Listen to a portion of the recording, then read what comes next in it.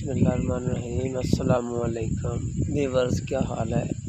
आज मैं आपको बताऊंगा कि फुट खरबूजा और खीरे का बीज कैसे बनाते हैं। खरबूजा या फुट का बीज निकालें किसी बड़े बर्तन में, उसको हाथों से मलना शुरू कर दें। जैसे वो आपको सामने नज़र आ रहा है, वो एक आदमी हाथों से मल रहा है। वो अच्छी तरह उसको मल कर रख दें और उसमें 3-4 किलो पानी पाएँ और 4 घंटे पड़ा रहे।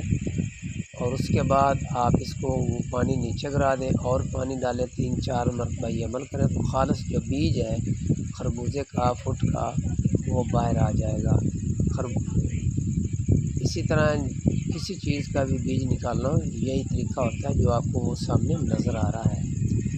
तो जब भी आपने बीज निकालना हो तो इसी तरीके से ये आपने निकालना है। ये बहुत अच्छा तरीका है बीज निकालने का।